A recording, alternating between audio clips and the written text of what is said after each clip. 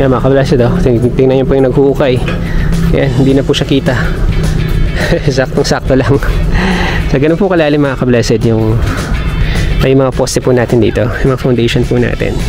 Since 2-story po yung bahay na ginagawa natin. Yung area na to, naka-cove ceiling po tayo niyan. Sa area po ng ating living area. So ito po yung pwesto ng stafan yan. Ayun po yung sinasabi ko. Meron po tayong window dito for natural lighting. Tapos meron po tayong malaking window dito. Tapos TV wall po natin. Nandito po siya.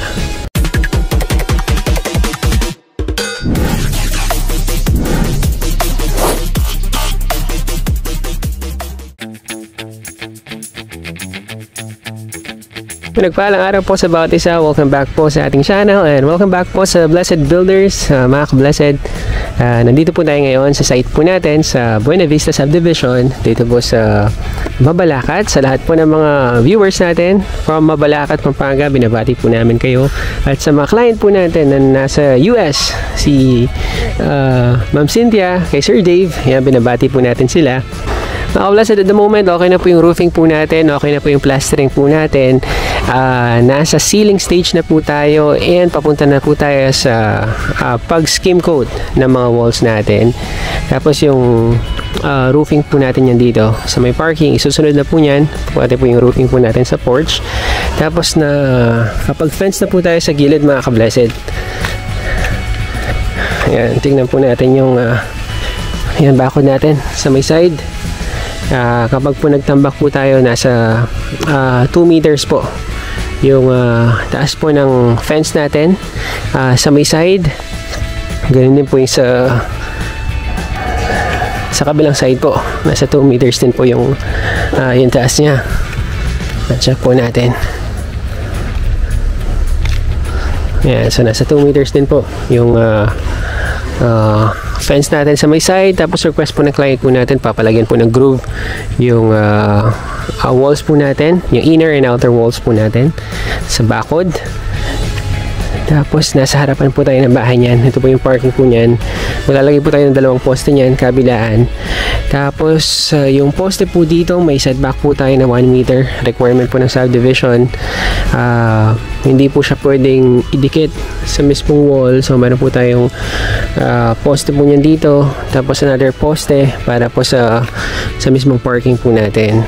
Tapos yung parking po natin yan, medyo naka-elevate po siya since mataas po yung lupa po natin. So may baslope po niyan siya dito. Tapos naka-elevate po yung parking natin.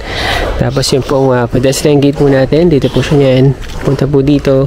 Yan, papasok po sa ating main door. Tapos meron po tayong steps yan dito. Stairs. Tapos hanggang sa may side po, meron po tayong stair.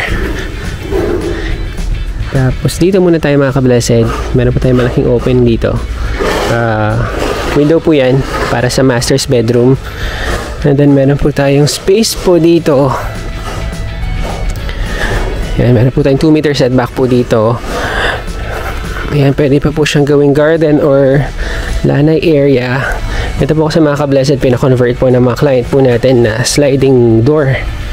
Yan, meron po tayong malaking opening po dito, sliding door.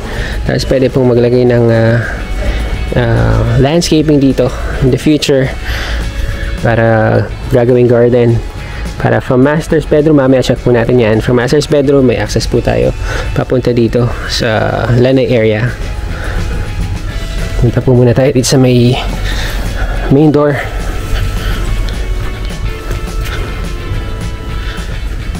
And then sa tapat ng main door mga ka-blessed, meron po tayong extra space dito. Since hindi po regular square or rectangle yung po shape ng lupa, trapezoid po siya.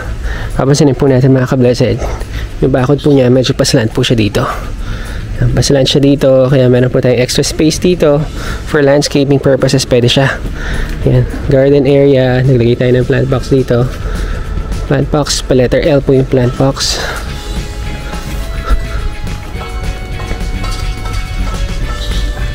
And letter L. Yan, hanggang dito po siya. May malaking opening rin po tayo dito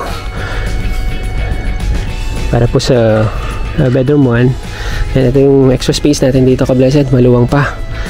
pwede pang gawing recreation. Yan, pag may mga occasion po yung client natin. Alam kung maglalagay po sila ng kubo dito. Yan, pinapa-approve lang po natin. Tapos once na okay na, alam kung maglalagay sila ng kubo dito. Tapos pwedeng gawing garden area. Itong portion na to. So pasok tayo mga ka-blessed para makita natin yung progress sa loob. Tapos meron po tayong window dito sa may itaas, hindi lang masyadong kita. Tingnan natin mamaya sa loob. Pagpasok mga ka-blessed, high ceiling po yung request na client po natin dito. Nasa 10 feet yung taas. So itong area na to, naka-cove ceiling po tayo niyan. Sa area po ng ating living area. So ito po yung pwesto ng Stefan yan. Ayun po yung sinasabi ko. Meron po tayong window dito for natural lighting. Tapos meron po tayong malaking window dito. Tapos TV wall po natin. Nandito po siya. And then nakapag-ceiling na rin po tayo dito. Sa dining, sa kitchen, request po ng client po natin PVC. Nag-upgrade po sila ng PVC ceiling dito sa area na to. Yan, tapos naka-cove ceiling rin po yung dito natin. Ito po yung dining.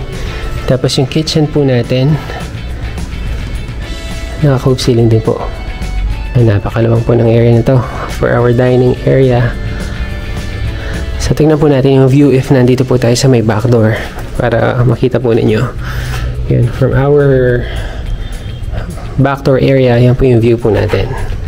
So dito po yung dining. Dito po yung kitchen. Tapos yung dining. Tapos yung po living area. So yung mga rooms po natin, nasa side po sila.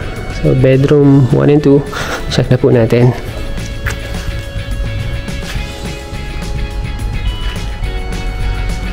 Bedroom 1. Tapos yung bedroom 2 po natin. Tapos ito po yung common CR. Common CR.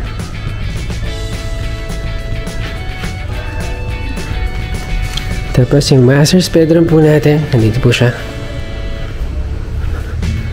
Master's bedroom.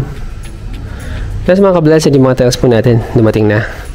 Yan, na-deliver na po. Yan, pati yung mga skim code natin. Yan, nandito na.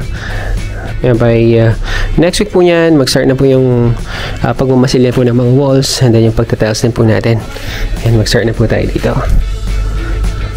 Ito po yung sinasabi ko kanina. Ito po yung sliding door po natin. Yan. So, masters, ito po yung bed niyan. Tapos yung ating TV wall. And then, meron po tayong sliding dito. Sliding door. Ito po yung banyo po ng masters. And ito po yung wardrobe natin dito. Wardrobe area.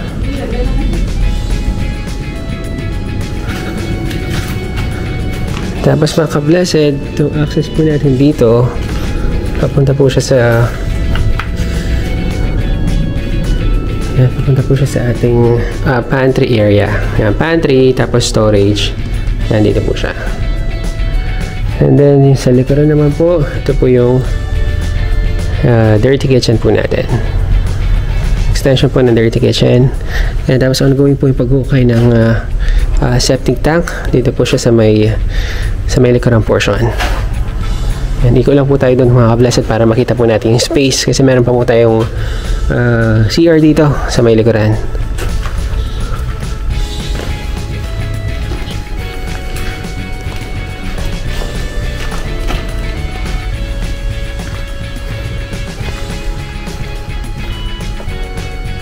Yan mga ka-blessed, ito po yung space natin dito po sa likuran. Medyo makalat nga lang po kaya mukhang konting space, pero once na na-clear po ito, malawang po yung space niya.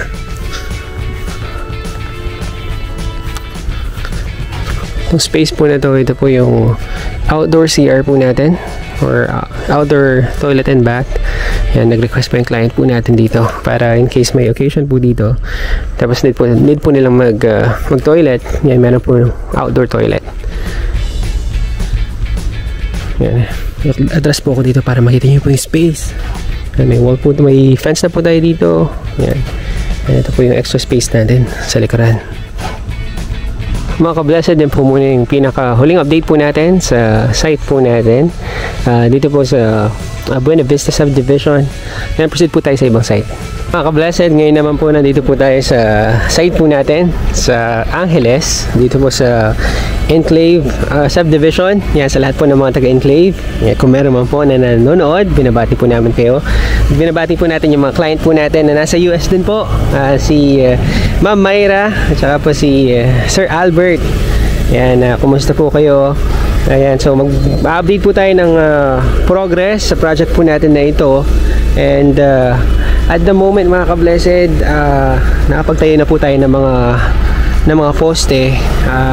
Tapos na po yung excavation natin. Actually, hindi pa talaga tapos. May mga portion pa po na hinukay sa may likuran. Isa po sa mga pinaka matagal na part ng construction aside po sa finishing ay yung excavation po natin. Tapos yung pong lupa dito medyo matigas. Which is actually a good thing. Although mahirap po yung paghuhukay talaga. Pero yung type ng lupa, hindi ko sure kung bakit. Siguro matagal na po talaga yung lupa dito. Anong ongoing po yung excavation process, medyo napasabak po yung mga boys natin.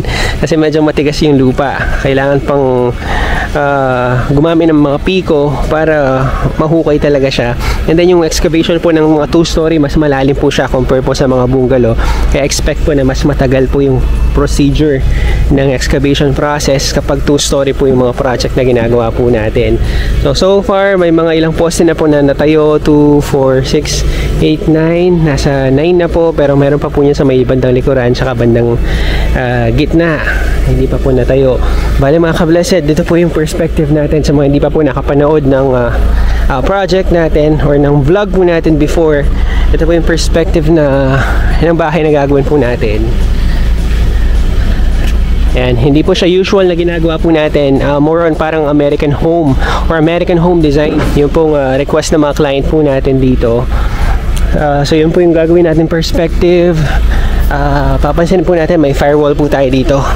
Since very limited lang po yung space natin dito, nasa 10 meters lang po kasi yung frontage natin, 10 meters by 20 meters, so 200 square meters po yung lot po natin. Para po ma-maximize po natin, nag-firewall po tayo dito sa area na to.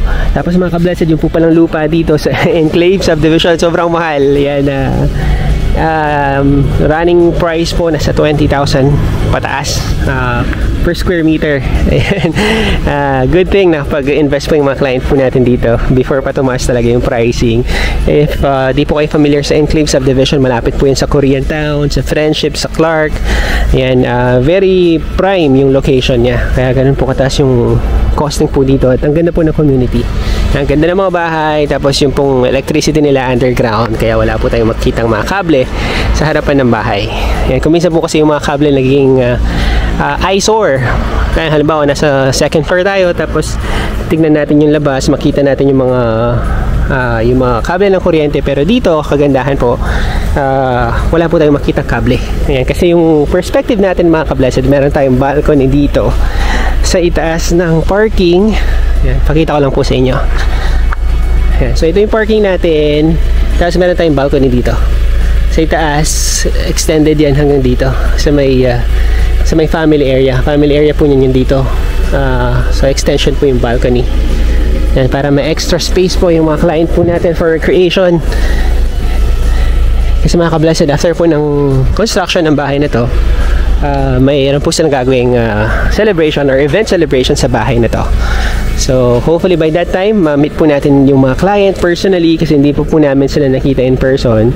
And nag-assist po sa atin is yung kapatid po ng client po natin, kay Ma'am Malu. Yan, maraming salamat po Ma'am Malu sa pag-assist po sa atin. Yan, so firewall po dito sa area na to, firewall.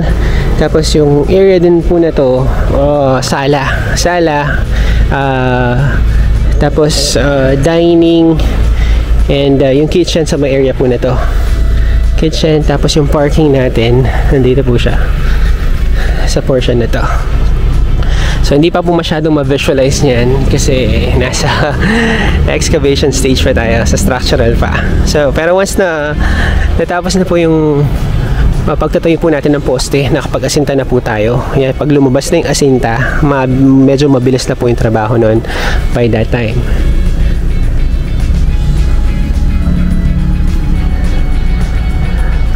So yung property line po natin nandito. Yan, meron pong marka dito. So kung susundan po natin yung layout po natin sa itong area na to, ito po yung setback niyan natin. Itong area na to, setback, tapos parking area yun dito.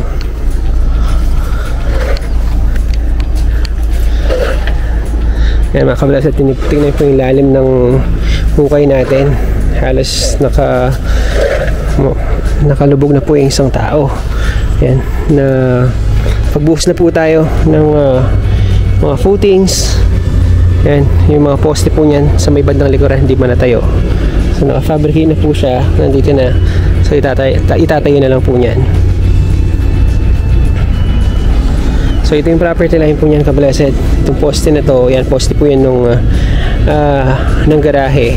Tapos ito po yung setback po natin. So 2 meter setback dito, 2 meters setback sa likuran, tapos firewall po yun dito sa may side.